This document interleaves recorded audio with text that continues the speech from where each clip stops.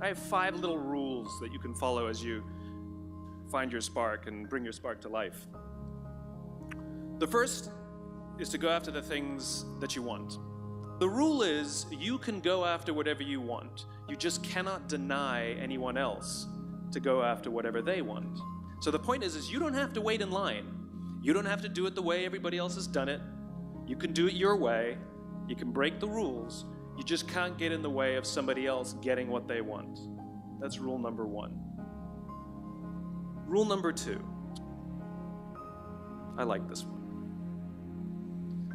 In the 18th century, there was something that spread across Europe and eventually made its way to America called puerperal fever, also known as the Black Death of childbed. Basically what was happening is women were giving birth and they would die within 48 hours after giving birth.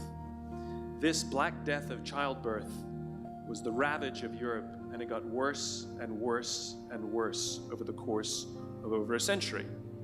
In some hospitals, it was as high as 70% of women who gave birth who would die as a result of giving birth. But this was the Renaissance. This was the time of empirical data and science, and we had thrown away things like tradition and mysticism. These were men of science, these were doctors. And these doctors and men of science wanted to study and try and find the reason for this Black Death of childbed, and so they got to work studying, and they would study the corpses of the women who had died. And in the morning they would conduct autopsies, and then in the afternoon they would go and deliver babies and finish their rounds.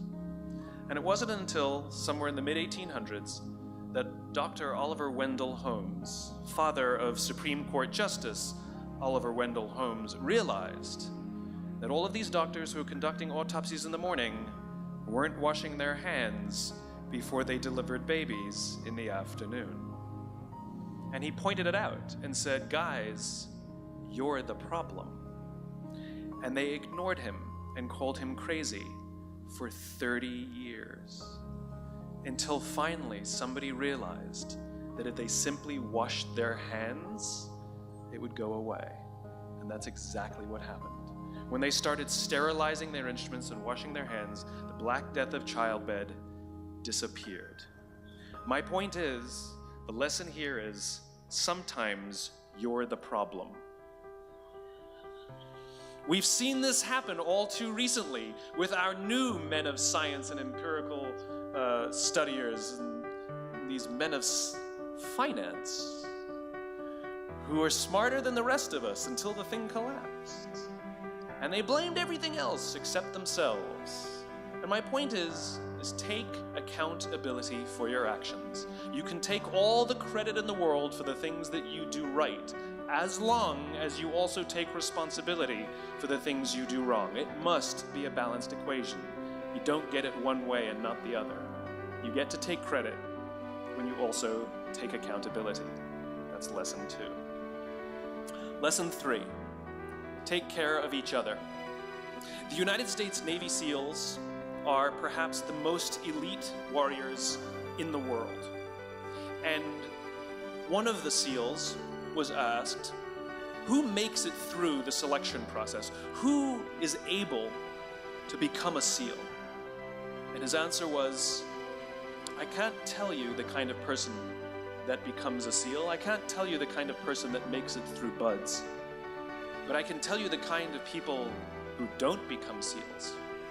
He says the guys that show up with huge, bulging muscles, covered in tattoos, who want to prove to the world how tough they are, none of them make it through.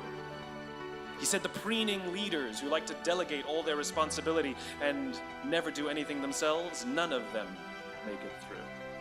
He said the star college athletes who've never really been tested to the core of their being, none of them make it through. He says some of the guys that make it through are skinny, scrawny.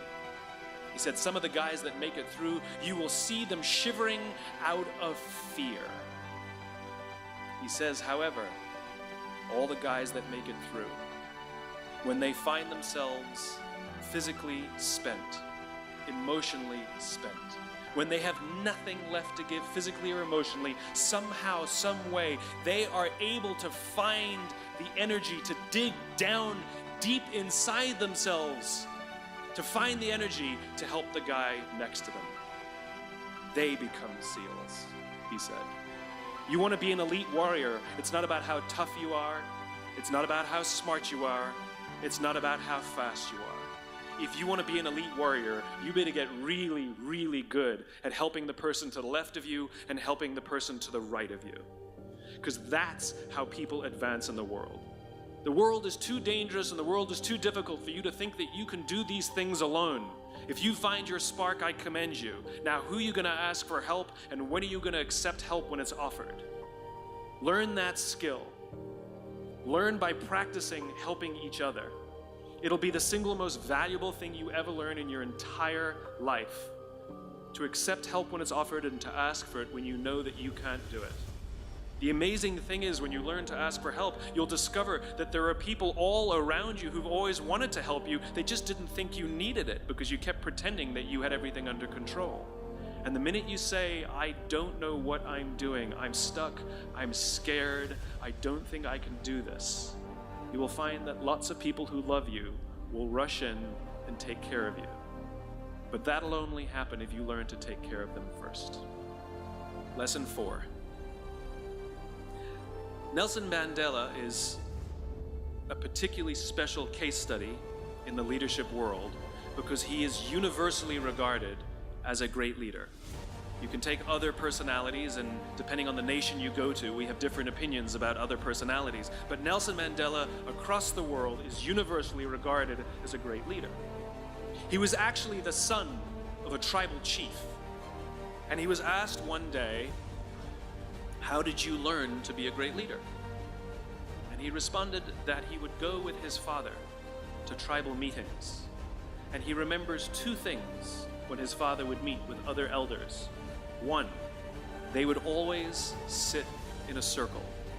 And two, his father was always the last to speak. You will be told your whole life that you need to learn to listen. I would say that you need to learn to be the last to speak. I see it in boardrooms every day of the week.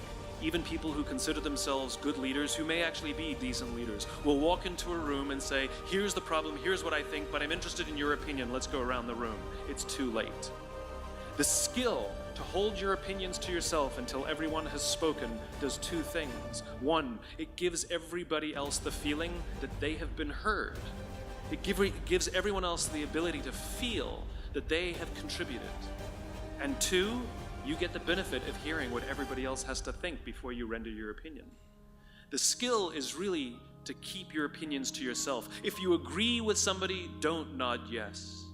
If you disagree with somebody, don't nod no. Simply sit there, take it all in, and the only thing you're allowed to do is ask questions so that you can understand what they mean and why they have the opinion that they have. You must understand from where they are speaking, why they have the opinion they have, not just what they are saying.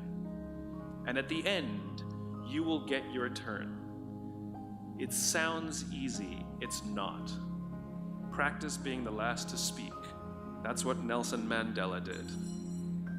Number 5, my favorite one of all. True story. There was a former Undersecretary of Defense who was invited to give a speech at a large conference, about 1,000 people.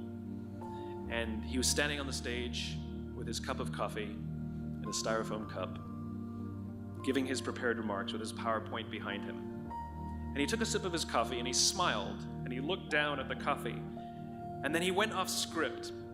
And he said, last year I spoke at this exact same conference. Last year I was still the undersecretary. And when I spoke here last year, they flew me here business class.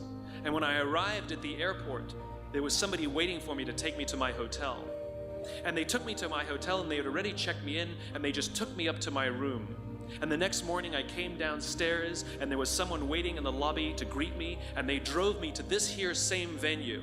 They took me through the back entrance and took me into the green room and handed me a cup of coffee in a beautiful ceramic cup. He says the lesson is, The ceramic cup was never meant for me. It was meant for the position I held. I deserve a styrofoam cup. Remember this.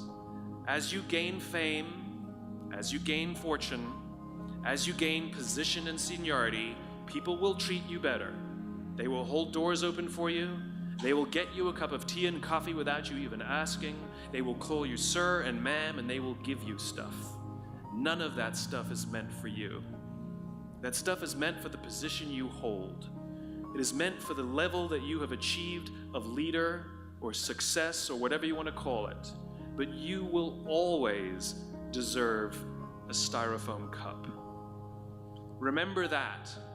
Remember that lesson of humility and gratitude. You can accept all the free stuff. You can accept all the perks. Absolutely, you can enjoy them. But just be grateful for them and know that they're not for you.